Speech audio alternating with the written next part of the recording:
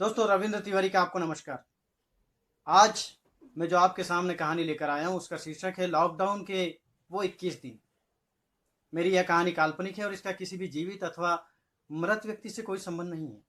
हाँ, लेकिन इस कहानी में जो घटना मैंने प्रदर्शित की है उसका कई लोगों से संबंध है, क्योंकि इस कहानी का जो पात्र है वो सिगरेट पीने का आदी है और वह बिना सिगरेट के बिल्कुल नहीं रह सकता।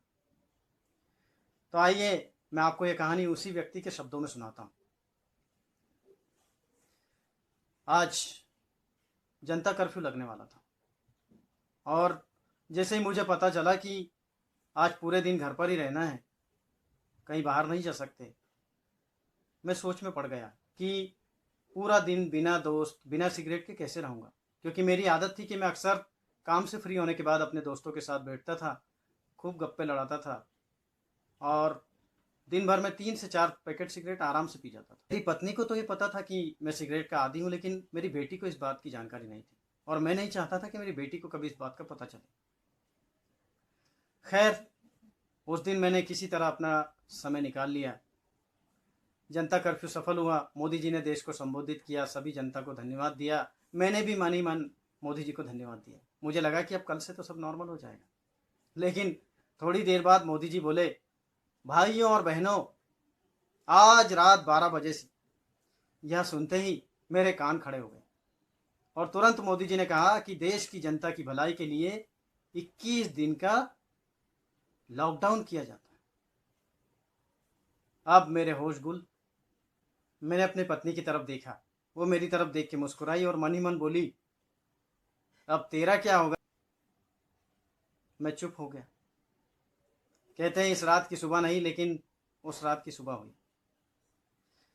दूसरे दिन सुबह टॉयलेट में मैंने 2-3 खींच दी और इसी तरह 11-12 बज गए। 12 बजे के करीब मैं चुपचाप अपना एक सिगरेट का पैकेट लेकर छत पर निकल लिया और जैसे ही मैंने सिगरेट निकाली और एक कश मारा ही था कि पीछे से मेरी बेटी आ गई और बोली, पापा, ये क्या कर रहे हो आप सिगरेट पीते हो, आपको पता नहीं सिगरेट कितनी नुकसानदायक है। और उसने मेरे हाथ से सिगरेट और सिगरेट का पैकेट छीनकर कूड़ेदान में फेंक दिया। उस समय उसका जब मैंने गुस्से भरा चेहरा देखा तो मुझे ऐसा लगा कि मेरी स्वर्गवासी माँ मेरे सामने खड़ी है और आज मेरी सुताई पक्की। थोड़ी देर बाद मेरी बेटी मुझसे बोली, उसने मेरे सामने हाथ जोड़े और बोली कि पापा, यह बहुत गंदी आदत है और आप आज मेरी कसम खाइए, आज के बाद आप कभी सिगरेट को हाथ नहीं लगाएंगे। जब वो ऐसा कह रही थी तो मुझे लगा मानो कोई देवी मेरे सामने हाथ जोड़े खड़ी हो और मुझसे कह रही हो कि बेटा ये गंदी आदत है। मैंने मन ही मन निश्चय किया कि आज के बाद मैं कभी सिगरेट को हाथ नहीं लगाऊंगा और मैं नीचे आ गया। लगभग 2-3 घंटे के बाद फिर मेरे मन में तलब उठी और मैंने कूड़ेदान में पड़े सिगरेट के पैकेट की तरफ देखा। लेकिन तभी टीवी में तंबाकू से कैंसर का विज्ञापन आ गया और उसको देखते ही पापी मन छुई मुई की तरह शांत हो गए। और खैर, उस दिन मैंने अपने आप को कंट्रोल कर लिया। अब दूसरे दिन सबसे बड़ा चैलेंज मेरे सामने था, वो था फ्रेश होने का, क्योंकि मुझे बिना सिगरेट के उतरती नहीं थी। मैंने सुना था कि 4-5 गिलास पानी पीकर अगर प्रयास किया जाए तो सफलता जरूर मिलती है। मैंने वही किया, 4-5 गिलास पानी पिया और निकल लिया और मेरी मेहनत रंग लाई और मुझे सफलता मिली। अब मुझे लग गया कि मैं अब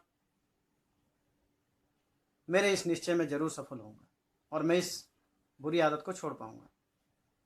उस दिन पूरे दिन मैंने सिगरेट नहीं पी। दूसरे दिन सुबह फिर मुझे ऐसा लगा, लेकिन जैसे ही मैंने सिगरेट की तरफ देखा तो मुझे अपनी बेटी का चेहरा याद आ गया, जब वो मेरे सामने हाथ जोड़े हुए खड़ी थी और वह विचार मेरे दिमाग से चला गया। पूरे 21 दिन मैंने इस नियम का पालन किया और मेरी वह गंदी आदत छूट गई। लोग कहते हैं कि कोई काम लगातार 21 दिन किया जाए तो आदत बन जाती है और मेरे साथ वही हुआ कि मेरी वो आदत छूट गई। तो ये थी मेरी कहानी।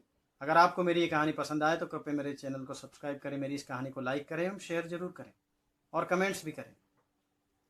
मेरी कहानी का एकमात्र संदेश यह है कि अगर हमारे अंदर भी कोई ऐसी आदत है या ऐसी कोई लत है जो कि बुरी है हमारे स्वास्थ्य के लिए, हमारे परिवार के लिए, तो हम निश्चय करें कि हम उसको ज़रूर छोड़ देंगे और 21 दिन तक उस निश्चय पर अडिग रहें और हम पूर्ण रूप से सफल होंगे। धन्यवाद।